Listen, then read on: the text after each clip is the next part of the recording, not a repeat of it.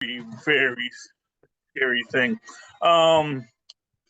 Yeah, and it's basically, yeah, it's like The Last of Us. The only difference is that, I guess they're not as monstrous of well, they kind of are, but it's like it's hard to explain. But yeah, the last scene of Island of the Mushroom People is the one guy who escapes back to the Philippines, and he's in jail for killing all of his crew members. And he's like, "You don't understand. It's like I brought it back with me." And you see the mushrooms start to grow on his face, and that's how you know he is going to be a mushroom person. And now it's like, now it's too late for us all. Right. Yeah, no, and that was such a scary thing to me as a kid, just the mushrooms growing on him and the realization that the mushrooms are now in the building. That, yeah, I can't watch any kind of mushroom horror. And the thing is, like, that's not so far from the truth in other animals, right? Like the cordyceps mushrooms attacks ants and makes them want to climb the tallest blade of grass they can find, right? Oh yeah. And what that does is it makes it easier for birds to eat them. And the reason this parasite, this cordyceps mushroom, does this to the brain of the ant is because it wants to live in the gut of the bird. So it gets in the ant and propels it to give up its life so it can go inside the bird. That's insane. And that's cat scratch fever too. That is where because that's actually what it does is it affects mice that they no longer fear the smell of cat urine. And so the mice start going to where the cats are, and they get eaten, and then it infects the cats, and that spreads the virus. And of course, what's interesting is that when it attacks humans, it does increase. At least that's the theory. I don't know how many studies have been done on it, so I don't want to go out on a limb on it and say, that this is the case. But yeah, they find that, oh wow, so humans who've been infected with this virus suddenly have a complete. Well, not a complete, but they have a huge reduction in their risk aversion. So that people just start doing more risky things because a lot of people say that there is a tremendously large amount of people in Brazil because there's a lot of feral cats there. And that's why they are a aggressive culture. I mean, might be part of the reason. It might be it could be a part of it. It's sort of like when they want to say that the reason why Rome fell was because of lead pipes, and it's like, it could be lead pipes. It could also just be normal economic collapse from trying to run a totalitarian regime too long. Right. And as other historians will point out, actually Rome never actually fell. It just like restructured itself as it's just like a bankruptcy. But anyway, yeah. Oh boy, that's that old Alex Jones thing. But anyway, God. Yeah, no, I mean, there's so much to talk about. We do have our topics, and I actually even have more because of Velma recently moving on. But let's start the show. Hello, cats and kittens, and welcome back once again to Superconnectivity. I'm your host, Charlie, the Professor Esser, and with me, as always, is my skinny rich friend. It's Mozz. Hey, Mozz, so glad you're here. So glad to have you back, as always. A lot of things to talk about. Justin Roiland, Velma's rise and fall and rise again. And what was the third? I know there was a third topic I sent you. There was so many the topics. Netflix CEO saying they've never. Oh yeah, what is a success? What is this? So let's because I think that's going to feed into a lot of other things. Let's start with what is a success on Netflix, because that's this controversial statement from the Netflix CEO where he says, look, we have never canceled a successful series.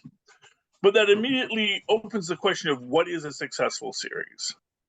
And in traditional premise, and he actually explains how he defines it, which is that, look, you can make a small film for a small group of people. And so long as your small group of people keep on showing up for your small film, we will keep on running it. Or you can make a big film for a bunch of people. As long as a bunch of people keep showing up, we'll keep on running it. And the reason why shows get canceled is they're making a big film for a small group of people. And just it doesn't get the traction that it needs to have Netflix keep on reinvesting. And that's sort of the premise, and it's a fair premise, I think. I don't think that goes out on a limb. But other people will point out that, you can't really tell what is a success because they don't share their viewership numbers. Well, but you can work with Nielsen, and there's other groups, and then we'll get to Nielsen. No. But the Nielsen doesn't count what Netflix is doing. Like those numbers. Yes, Nielsen, no, you can't see how many people watched anything on Netflix. They keep that private. Even no, you can't see how many people. So okay, so this is the question. So Nielsen does do numbers for streaming content and everything else. They do numbers for video games, actually. So like if you're a Nielsen family and you either have a diary or a people meter, you let it know what you're doing. And so if you're playing video games, it says this is how many people played video games during that period of time. If you go to what were people watching, they'll say, here's who was watching the show, here's when they watched it.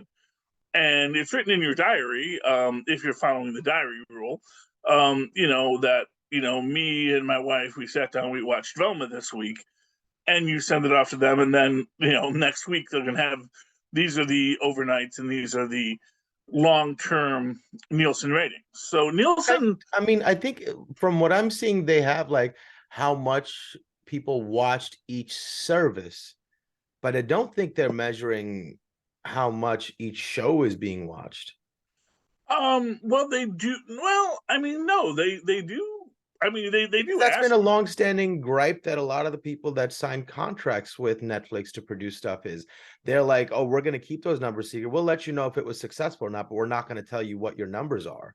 True, and that is the thing. So that makes it a little bit harder to make that point. Like, I understand where he's coming from, and they're a private company; they have every right to keep those things private. But it really would help your argument if you just showed us the numbers and be like, "Yo, I can prove it to you. Here's my work. Here's the long division." And you know what the problem with that is that it doesn't necessarily, and this is actually really where it gets into this when you get into the weeds. So let's say that you had a show we both enjoyed, and it was one of the Full Stream Ahead episodes we did, was I think it was called I'm Really Not Okay With This. Oh, But the girl develops the psychic powers, starts exploding heads. A neat take on the Firestarter premise, and I enjoyed it. It was really good. We talked about it, we liked it, but the fact of the matter is it did not get renewed past the second season.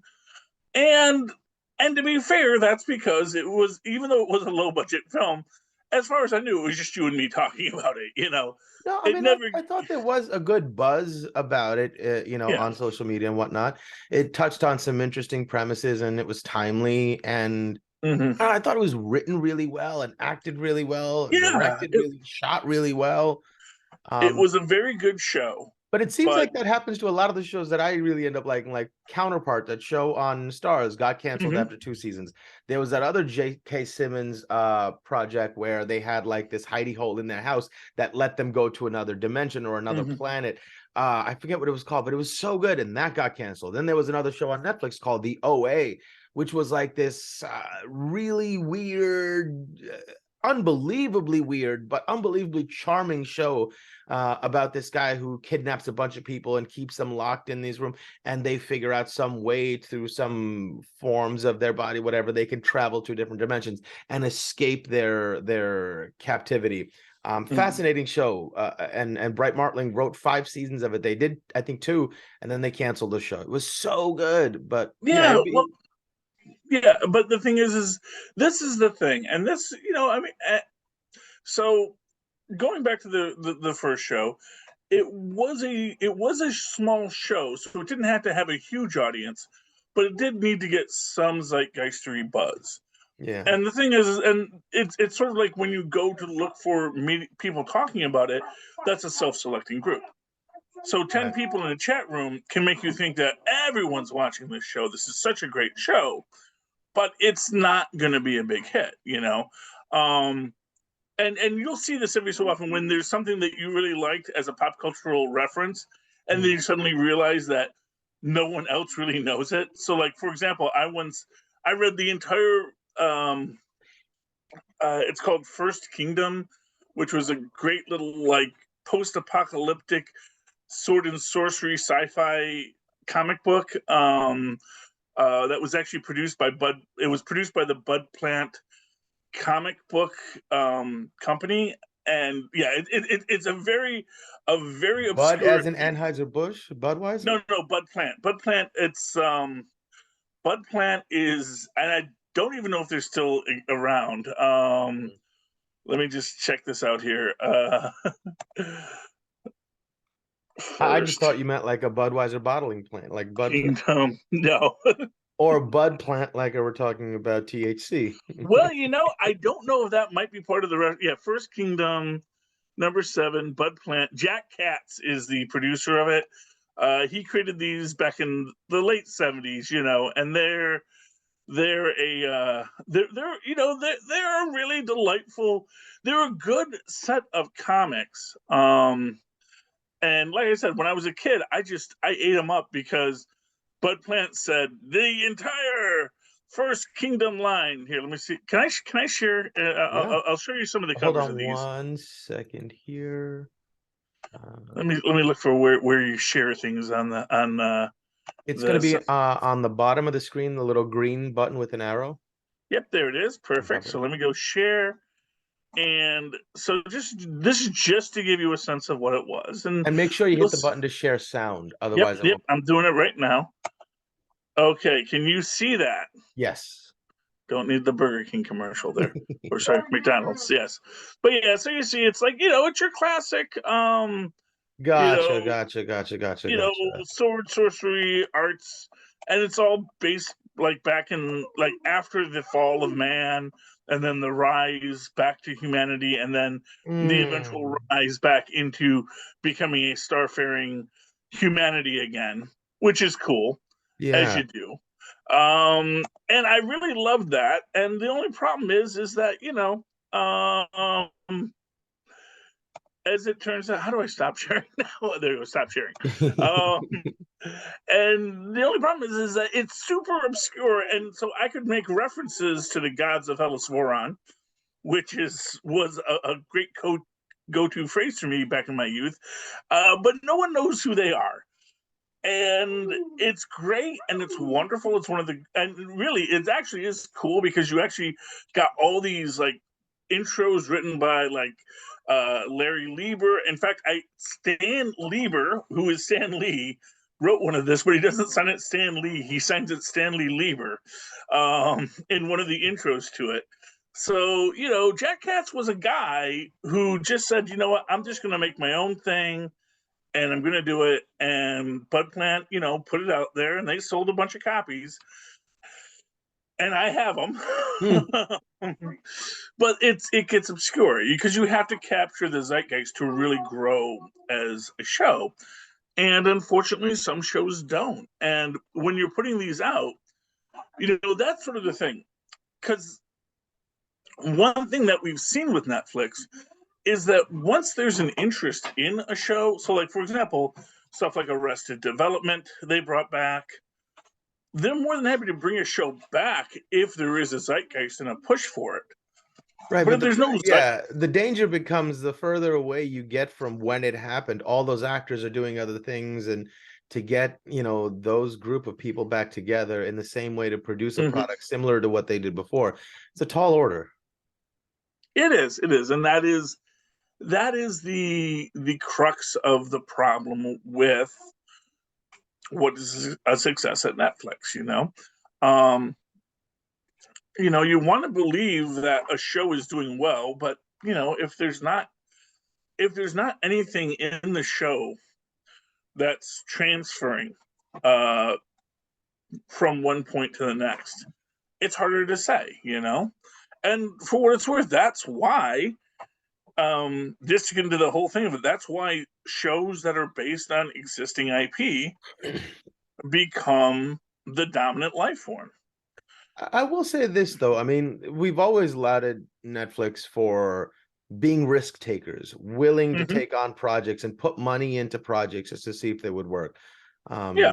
So if they have to, cut some pounds here or there in order to make the rest of the machine run, I'm happy for it, because their philosophy of taking risks with projects that you wouldn't really be able to see unless they were funding it have even propelled like Amazon to get into the game and produce things like Jack Ryan and Jack Reacher. Those are all like sort of very niche kind of shows, but they're very exciting, and I'm glad they're getting made. And I think a lot of it has to do with the pioneering work that Netflix did in that regard. Oh yeah, and although again, to that point, I think that Netflix has, again, like everybody else, bet on stuff that had a following. So Jack Ryan and Jack Reacher, there is a market for it. These shows were probably going to get made.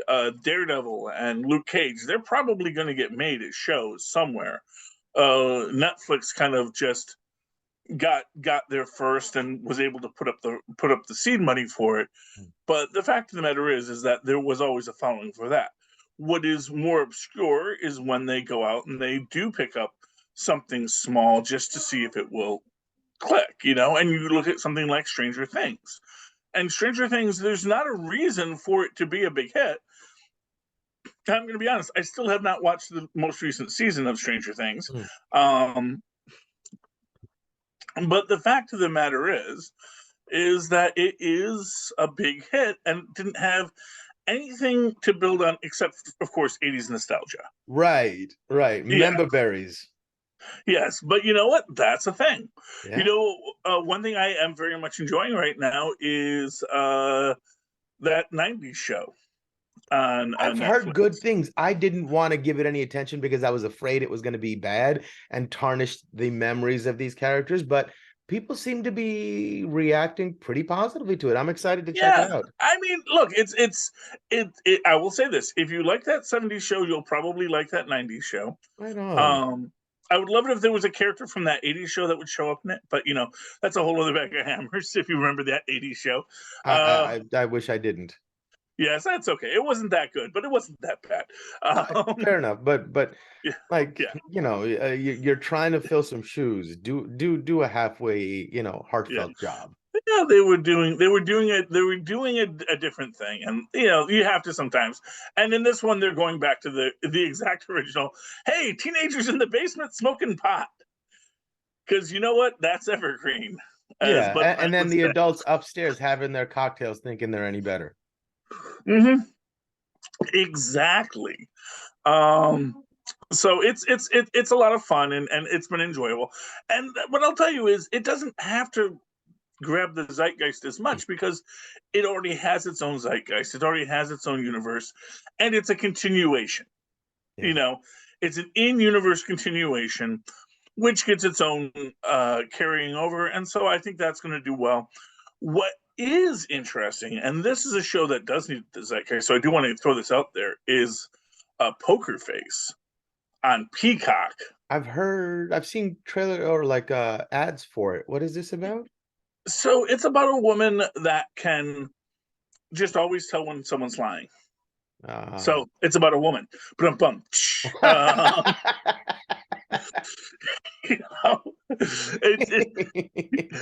I say that I kid. Of course. But yeah, it's about this woman who can always tell when someone's lying, and she goes in and she had this. She's working at this casino, and she's just got a nice, quiet life, and she's not doing anything big. She doesn't want to do anything big. She's not like a superhero or a supervillain. She just has this weird power that lets her know when someone's lying, which, as she points out, it's not as useful as you think it is outside of playing poker. And if you get blackballed in poker, you can't play poker. So I don't want to give the whole premise away, but basically, if you like Columbo, this is produced by Rian Johnson. the guy who gave us Glass Onion and Knives Out and a few other pieces of work that some people like and some people hate. And it's really good. And if, like I said, there is a moment where you realize, like, oh wow, that lady, if they were going to do a new Columbo, this would be the actor you would have play Columbo, because she gets that exact Peter Falk cadence of the person trying to figure something out and knowing something but not being able to deal with it.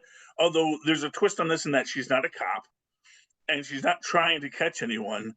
She's just trying to survive in this, and it kind of moves into a spot where it's going to be like The Fugitive meets Columbo, and I'm excited for it. Because I don't pay for Peacock, I have to wait for every Thursday for it to drop, but that's okay.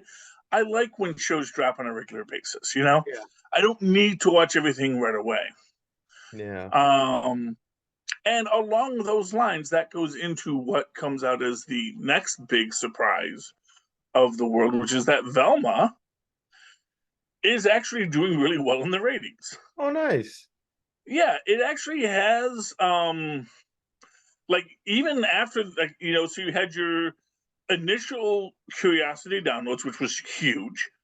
Then you have everything that's happened since then, and it's people are still going back and watching every week. And maybe they're hate watching, maybe they're not. I don't know. But as they say about everything in entertainment, it's like it's about engagement. Like whether people are engaged with anger or they're engaged with happiness, they're paying for it and they're watching it. Yeah. And that goes back to what I was saying about Netflix. It's like it doesn't matter if one person watches something 100 times; they actually need the individual eyeballs watching it, because that's individual subscriptions, and that's how they make their money. Yeah. So it doesn't matter how many times you watch one show; that doesn't really up their numbers at Netflix. And no matter how much you like a thing, sometimes it doesn't deserve to necessarily exist. Case in point, the Snyderverse. Yeah, well, you know, I mean, that is an opinion that people have.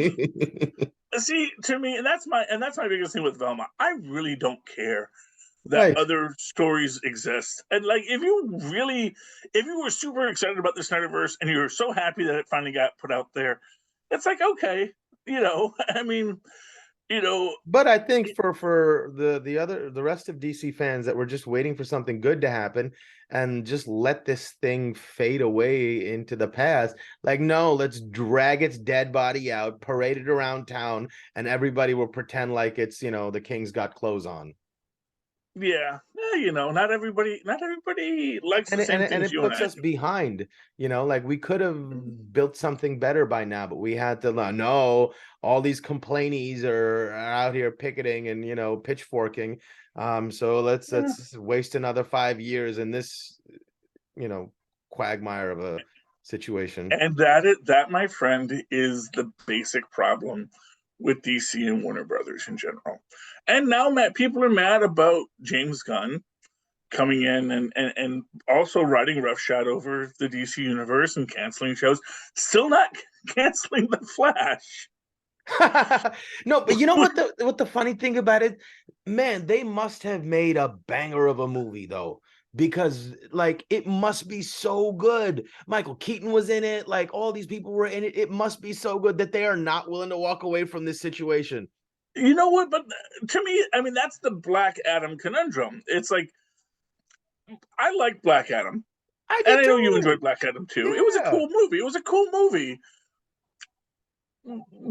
But at the same time, I mean, I'm not going to sit here and say it was Citizen Kane. I'm not going to sit here and say this is this is the rock upon which we will build the church of the future DC universe. You know, this is not the power structure of the DC universe changing, as Mr. Johnson said. This is like, that was a cute film, and okay. And it was all I needed it to be, right? Yeah. Trying to take itself more seriously than it deserves sometimes is really off-putting. Like that. Yeah, but that one was also, group, you know. But the point is that one was also in development, heck, for years. Yeah. Like that was supposed to come out very early on in the Yeah, I Snyderverse, you mean, know. it was The Rock's last ditch effort to try to save it, and you're right. Even that was part of that whole thing. And I think that, man, it just, I'm excited to see something new, right? I don't Yeah, care what you think of James Gunn or whatever. The fact that he's like taking an axe to everything and rebuilding, I think that's maybe a good idea. I think we should get rid of the whole enterprise and start over again. I yeah. personally think that what James Gunn is doing now is just a half measure. I think we need to Hmm. scrap it and just start over and clean slate it. Let's not Yeah. carry any baggage over, but they're still going to carry a lot of baggage, and it's gonna drag. Yeah. Well, and the biggest problem is that there's clearly fighting at Warner's. And Mm, there's clearly people making, like, for example, James Gunn even came out and said he's not the one that canceled Teen Titans and Doom Patrol. He said that was, which is also kind of this weird thing where you say he's in charge, but he's not the one that's making the decisions. So immediately you get into that. It's like, because it's like, well, if you wanted to save it and you say you're the one in charge, you could have saved it. But then at the end of the day, there's also this question of, does he want to save it? Like, is right. this going to be really central to what the larger plan is? And if it's not being successful, why do you want to save it? It's just another show that, it might be good and it might be bad, but it's just here and we're going to deal with what it is. And it's had 4 seasons, which is a lot. Not every show goes as long as, other shows. And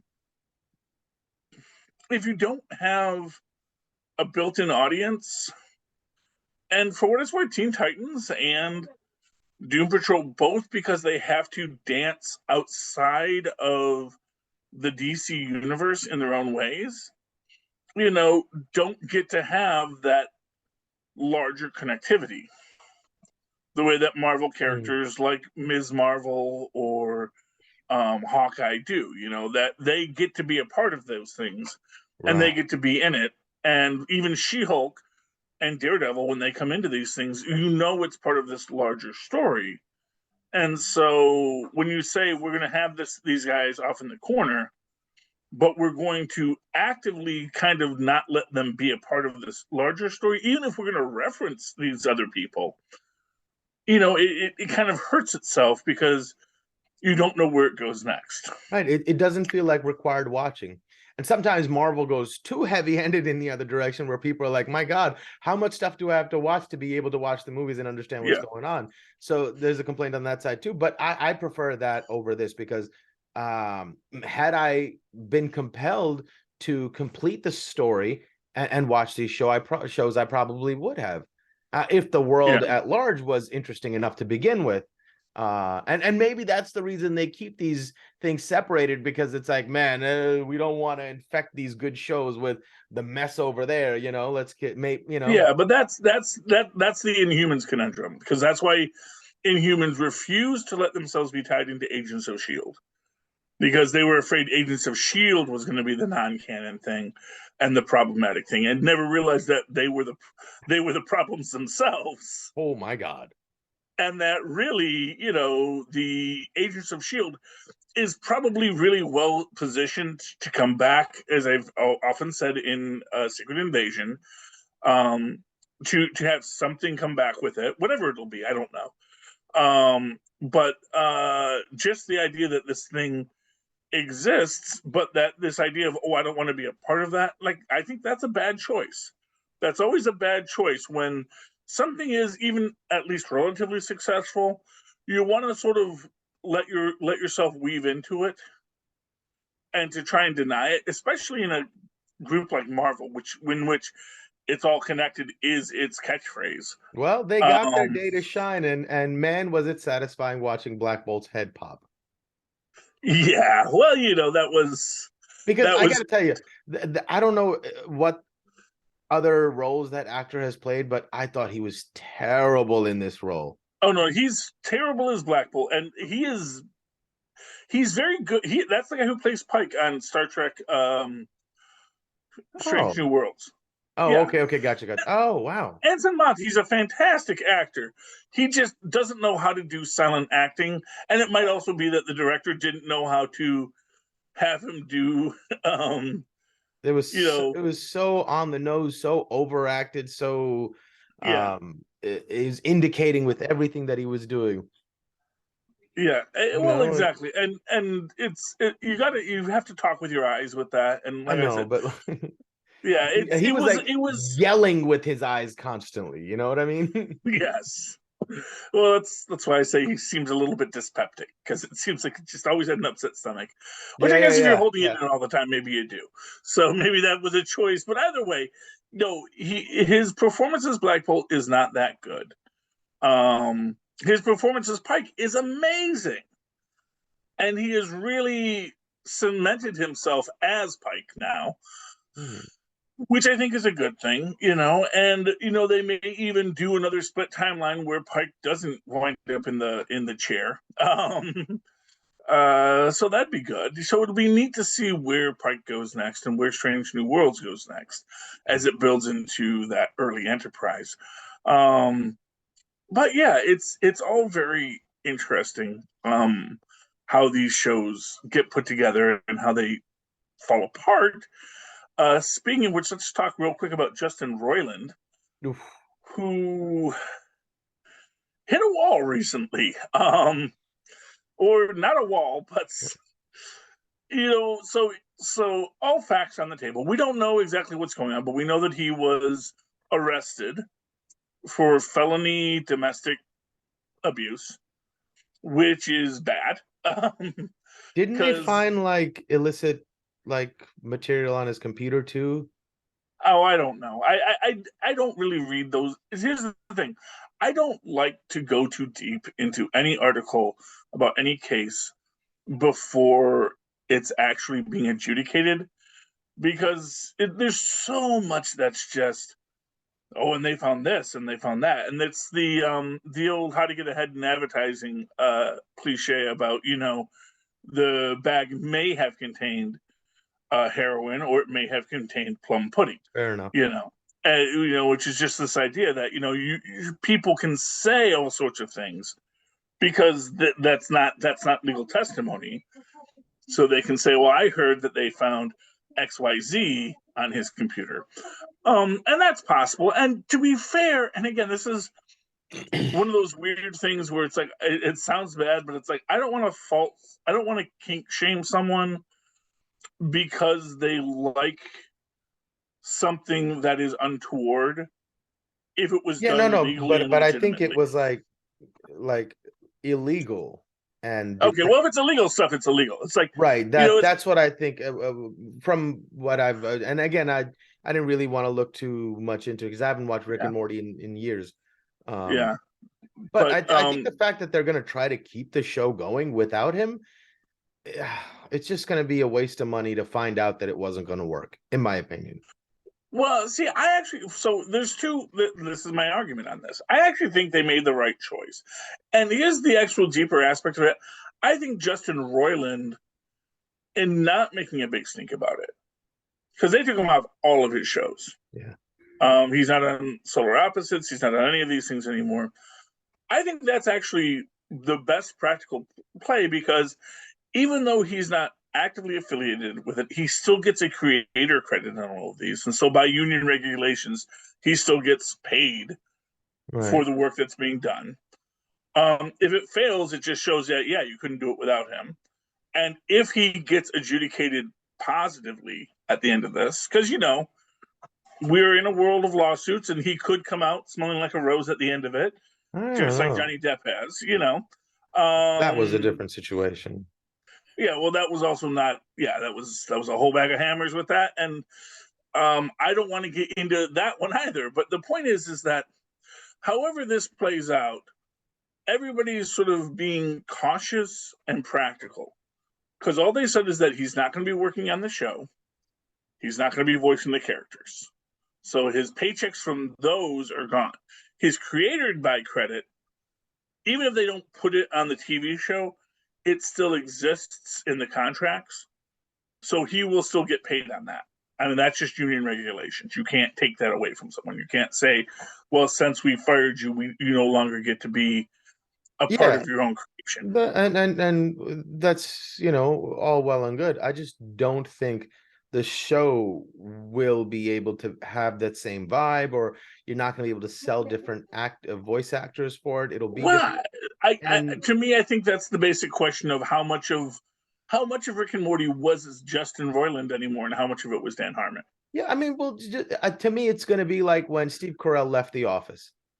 You know, you'll have like a draggy couple of seasons before you're like, yeah, that was a bad idea. What were we thinking? I mean, I'm sure people felt the same thing when Ricky Gervais left The Office. You know, well, I mean, I don't know if he left The Office. They did no, but it's the idea that once you do a new take on something, it's, you know, it always has a hard time recapturing itself. But I actually think that it could do well, because I think that there is. I mean, and it really comes down to what do the fans, what do your rabid Snyderverse fans say about this? If the writing stays solid and it's just a switch out of voice actors, you know, and if they switch out the voice actors, is it as bad as it could be? Yeah, but will you think the writing can stay solid? That somebody can come in there, If, or that they're just going to hire somebody to milk this thing for the last, you know? no, well, they have a whole team of writers. And Dan Harmon, that's the thing. It's like, it's arguable that Dan Harmon has been the guy in charge of writing it for a while. I mean, really, because that's the thing. Is like every time that they do any kind of really story meta stuff, it's all Dan Harmon's notes. You know, the story circle, and all that kind of stuff. That's all Dan Harmon. So, you know, it's entirely possible that, you know, they're going to be able to maintain it. I mean, we don't know. We'll have to see it season 7, because they're already well into production on season 7, and all the work that he did on season 7 is already done. So they may do season 7 and call it a day, and his fingerprints are on it. Dan Harmon will take the wheel, and they'll guide it through this last round, and maybe they'll end it on a cliffhanger, you know. And then whatever happens with Justin Roiland will be whatever happened with Justin Roiland. And then maybe in 20 years, somebody will do a Velma level retake on Rick and Morty. I don't, you know, that's interesting, because it's like, where do you go to completely reimagine Rick and Morty? You kind of have to go in the opposite direction, and it's just like, and it's just the Rick that stayed, and the Rick interesting, who used his super genius, like, who realized what a jerk Rick Prime was, and immediately just said, "No, I'm outsmarting you," because he becomes the one who remains. Yeah, it's like, I understand what you're trying to do. You're trying to get me on your crazy adventure, but I want to stay with my wife and daughter. You know, even if she does wind up with what's his name, the husband, you know, I want to just maintain my family, and you Ricks are not gonna pull me into your nonsense. And that's how you reimagine Rick and Morty, and you make it a much more wholesome show, which will be fun. But oh, by the way, with Velma, I will say this: if you watch till episode 5, there is a shift that happens in the characterization that I do think is going to be central to it. And I think that that's sort of what this, as I've said, I think the whole arc is about the journey. And in fact, I think you're going to find out at the very end of it that Norval has a dog named Scoob. And he's like, "Oh, how did I not know you had a dog?" It's like, "I've had this dog since I was a kid. What are you talking about, Velma?" It's like, "Yeah, you know, I guess we've all been kind of self-absorbed these last few years." I hope they keep his signature sound. Oh, yes. I hope they don't mess with you that. have to. I hope they don't mess with that. That's the one thing that would, I think, be too crucial to change. No, I don't think they'll get rid of that. I think he'll be a talking dog, just like everything else, you know. But they may even have him the first time being like a, you know, like the dogs that say "I love you," you know. I love you, Racky. You know, I can totally see that being a thing. But you know, they actually, I can't remember if Casey Kasem is still around, but they actually did do the voice of Casey Kasem on this most recent episode. So it's like, they clearly do have a love of the original work. They're just taking it in a new direction. And it's like, people don't always like when we go in a new direction. And that's the history of entertainment, And there's a Every sea time. of people just waiting at their computers. Oh, can I complain about this? Oh, I can complain about this, and so Which brings us to the Razzies, which is literally so a moment about the Razzies recently. They nominated the little girl who was in the Firestarter remake for worst actress or worst actor. I don't know if they are still genderizing it or if they or female actor. And you know what? And the thing is, she's 12, and it's a little mean. No argument. It's a little mean. Because she's a kid, and it's like, what do you want from a child actor? You can't be first off, you can't be nominating child actors for being the worst actor, because there's a lot of child actors who are not very good.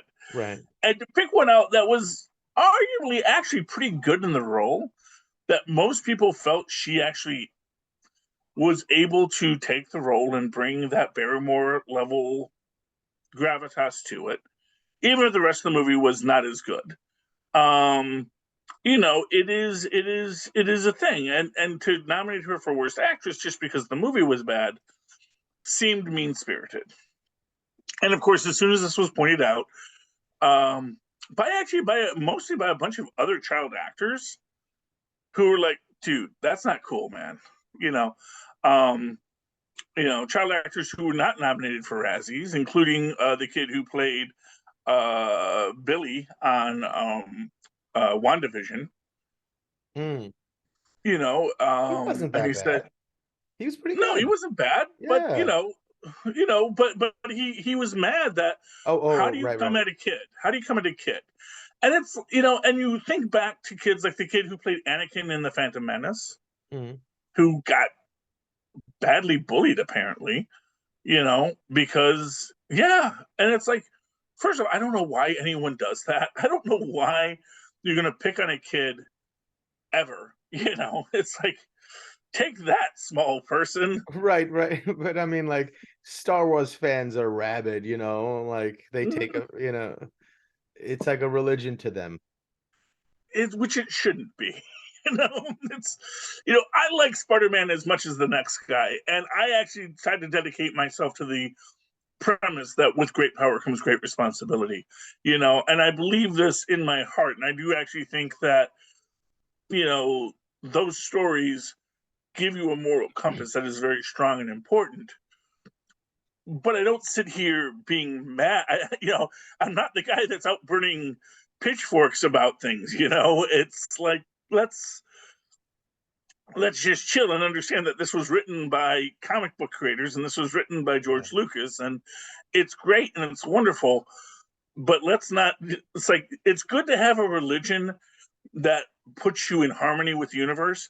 It's bad to have a religion that tells you that those are the evil ones and we must destroy them. Right, right. Not everybody's a Sith, man.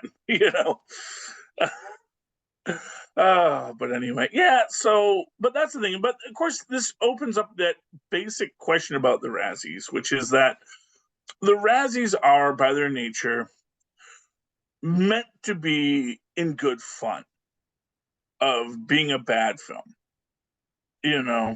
and it should be that. It should be that. And like Halle Berry winning an Oscar and a Razzie in the same year is just the classic example of what the Razzie should be. Where you go and you accept your Razzie, and you admit that, yeah, maybe this is not my best performance, but dang it, I did it and I got paid. And you know what? I had fun on this set. And if you Right. didn't have fun in the theater, I'm sorry. That's on you, boo. And that's what the Razzie should be. But sometimes, especially in our culture, we get this anger that people decide to have that hurts things, that makes it not as fun, because people are just deciding that they don't want to have fun. They just want to be angry. You know? And I think the danger that people see is that you do something like that and it causes a lot of other people to start bullying the child.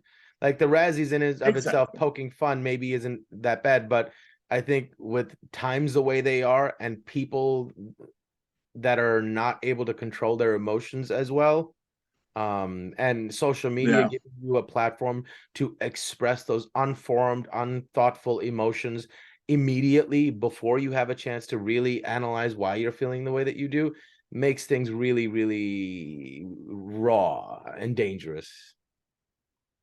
Exactly. You know, and it's the basic problem. You know, it just everyone wants to be right, and no one wants to be good, and that's the problem. You know, whereas if people always wanted to be good and didn't worry so much about whether or not they were right, things would be a much better place. Yeah. But these are the philosophies of the people that actually think about these things, I hope, you know. And if you don't think about it, well, then, you know, that's you. That's on you, you know. Maybe That's it'll on you, just take us DQ. time to get there. This is so fresh Yeah. for us, being able to express our emotions so immediately, so urgently, that it'll take maybe a decade or two for us to learn how to use it appropriately. Well, and I think this is really the truth of it. Although I do think that there is, I do think there is a self limiting factor in outrage. I think that it does burn brightly and quickly. And you know, I was watching Legal on YouTube, and he was discussing the Alex Jones decision. And just listening to the way Alex Jones described the people suing him, and he's trying to be very what's the word I'm looking for? Very dismissive of them. And he described them as very blue collar people. And that to me is a blue collar guy, is a guy who grew up blue collar. Just struck me as like, why would you use that as a derisive term? Why would you say these are blue collar people when and I guess this is the funny thing. I assumed his following was blue collar people, but I realize now maybe not as much as I'd like to think. That there's probably a lot of white collar people that do have that social social engineering dismissiveness of blue collar people because they managed to get themselves into a an office job, Hmm. and they feel that, you know, and so maybe these people buying the blue hormone drinks are actually not the blue collar rednecks that some popular media want us to think, but actually the people that are following this are people who think of themselves as educated, think of themselves as, you know, what do you call it? Intellectuals. Intellectual, yeah, intellectuals, you know. And I do know that there are a lot of blue collar people who think of themselves as intellectuals, and I think there is a lot of overlap in that Venn diagram, you know, where, you know, because that is what happens when you are somewhat self-educated. You Yeah. know, being a self-educated person sometimes means you will go down a rabbit hole and you won't know how to get out. And you know, you get this idea of, oh, this is what I'm supposed to, you know, I'm trying to find my own way, and I'm trying to educate myself because I didn't have the opportunity to be educated in an institution. um I didn't get institutionalized, as they say.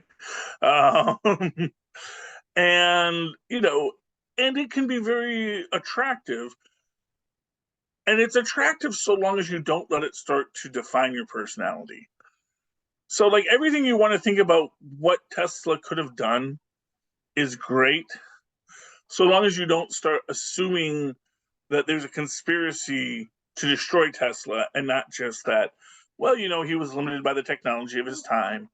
And like Tesla born today would be an even greater scientist than he was No, 100 years ago. perhaps, and perhaps not, because I think Yeah. his shortcomings in his interpersonal skills perhaps would have limited those ideas from ever seeing the light of day, had it not been for somebody that was a bit more business savvy and understood how to make things happen and actually get them done.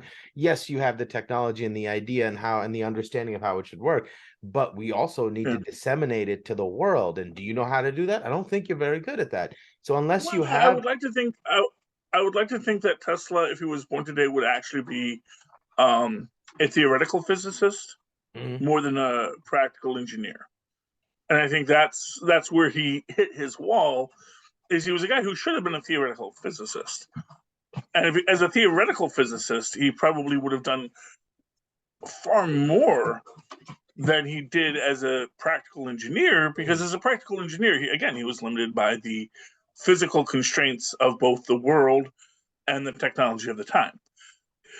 He could understand how energy moves, but it's important to remember this is a guy that grew up with the story of luminiferous ether.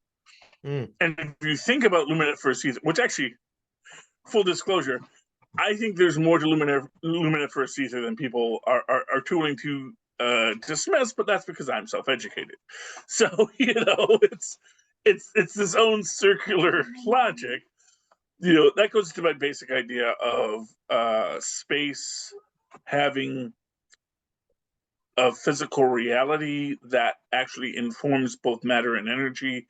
In fact, like my largest theory is that space is the same thing as matter and energy. It's just that when you fold it in certain ways, sometimes space is just distance, and sometimes space is energy, and sometimes space is work.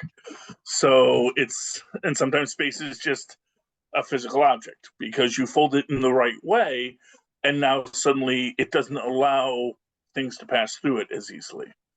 So that's my larger theory on space time, but you know that's for a whole other episode.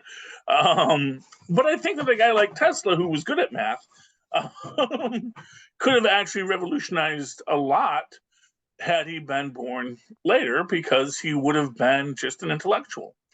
He would have grown up in Czechoslovakia and gone to the greatest universities that the Soviet world had to offer, and probably would have been a great well, actually, it was Serbian, not Czechoslovakian. I apologize. Would have been a great a great adder to the knowledge base of humanity.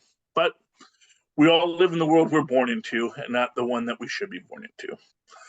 Because there probably is not a world any of us should be born into, because the world kind of sucks sometimes. All right. No, but I mean, We've gotten way off topic. at the same time, right? We're living at an age where unbelievable discoveries are happening. And I think over the next 20, 30 years, the world is going to look tremendously different. And I, for one, am really glad I get to be alive during these times. Oh, yeah. I just heard that NASA was finally going back to testing nuclear engines. So we may get to Mars before a little bit faster. Hey, all right. Yeah, Well, that's what I always said, is that you don't need to go faster than light to unlock most of our solar system. And if you can go just a significant portion of the speed of light to get to Mars quickly, like within like a couple of weeks, suddenly that opens up a whole other realm of resources and things like that. So that's useful. Whole new planets to conquer, and as far as we know, there's nobody we have to exploit once we get there. We'll bring our own humans there to exploit. Right. There we go. All things in time. Any final thoughts you want to talk about this week? Anything that pricked your curiosity? No, I think we got into it.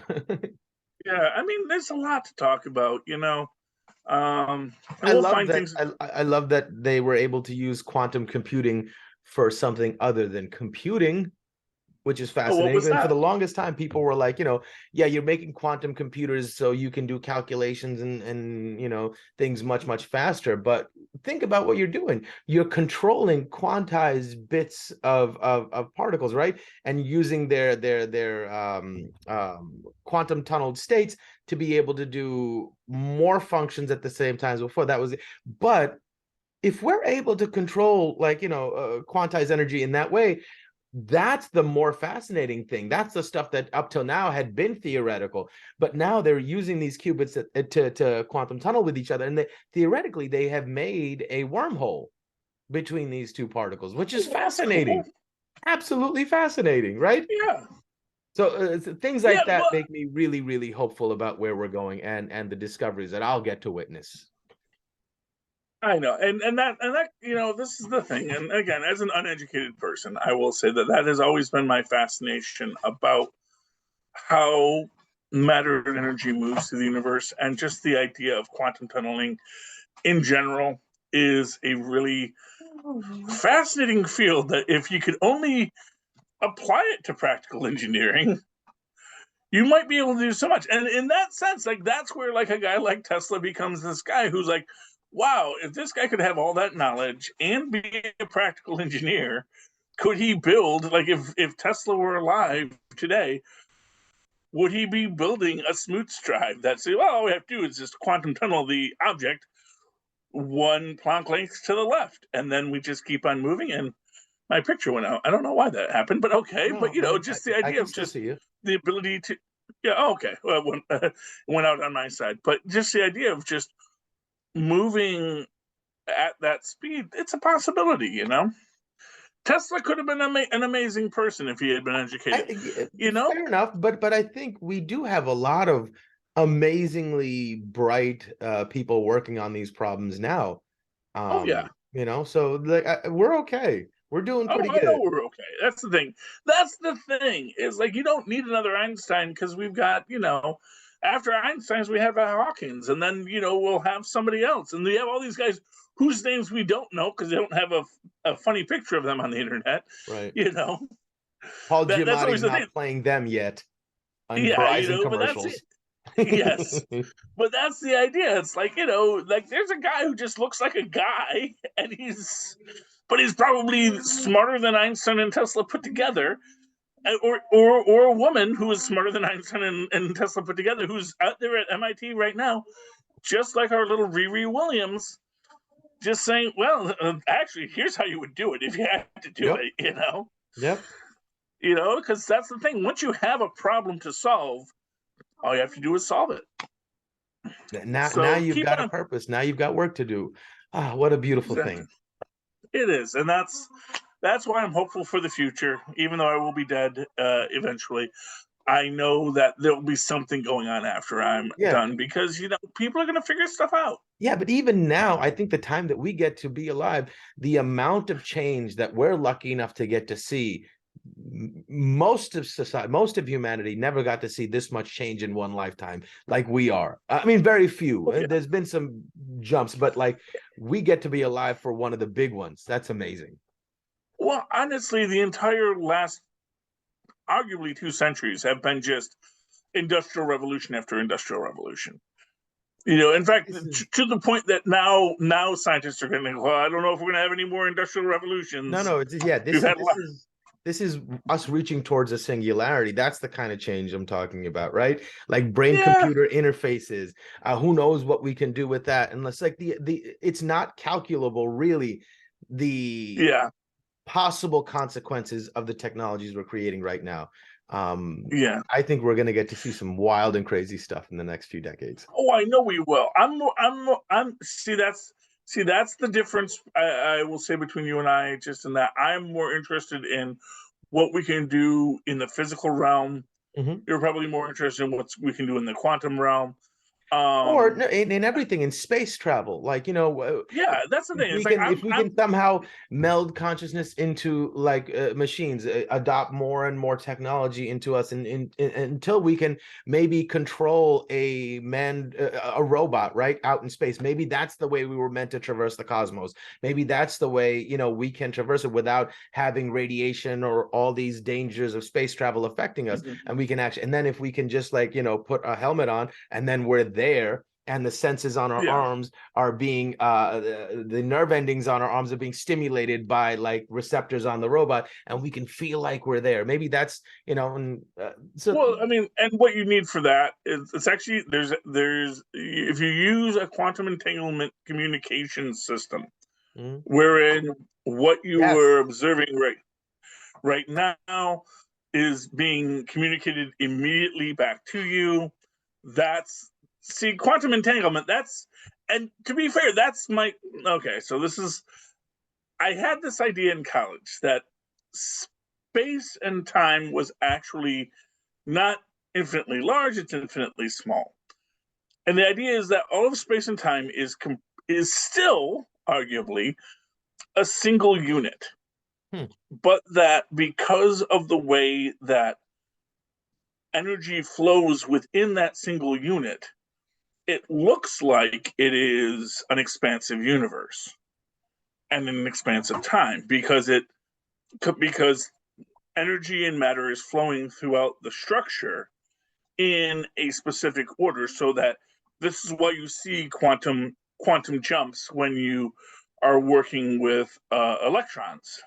This is how we know about quantum tunneling, because things move from point A to point B or point A to point C without going through point B, which is arguably, even in our own minds, just a theoretically existent space that we've created in our 3D model of an atom.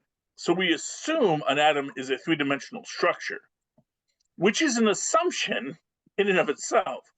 And when we see something move from one level to the next level without somehow moving through the space, that it just jumps, that is us seeing the fact that it's not a three-dimensional structure, that it's just moving within its own one-dimensional structure through time. So that's the idea. Like, I think that the biggest problem that most people have with determining how the structure of the universe works is that they're going into more dimensions, not less. And that actually, if you can retract everything back to a single dimension, Right. that suddenly you're going to be able to see things in a different way, because now it just becomes like putting a key in a lock. Right. So there's a lot of talk recently about how what are they, symmetries they call them, right? So the idea being that all the elemental forces were initially one force, right? And at one point, as the Earth cooled down, that same force got expressed in different ways, like the strong and weak nuclear force and gravity.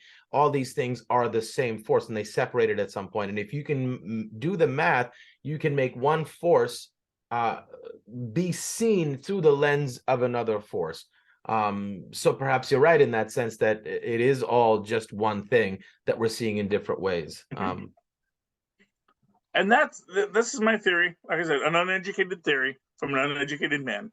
And that is, but you know what? I feel it in the cosmos, and so maybe it's true. And if I'm wrong, what does it hurt? I'm not trying to convert anyone to my but that's how we get to the right answer, by being wrong, right? Okay, check that off the list. Can't be that. Now we can, right? But that's the process, and there's beauty in that. And that's what I love about the universe. That's why I love about cosmology. It's actually one of the most fascinating fields. It's just how does space work? Just raising that question. It's like, when you talk about dark matter and like, what is it? We don't know, but it does this thing. And it's like, well, if it's doing this thing, why is it doing that thing? And then it's just this whole process of breaking down, which is, again, where I come into. It's that the dark matter is just space that comes pre-folded. It's like there's nothing folding the space.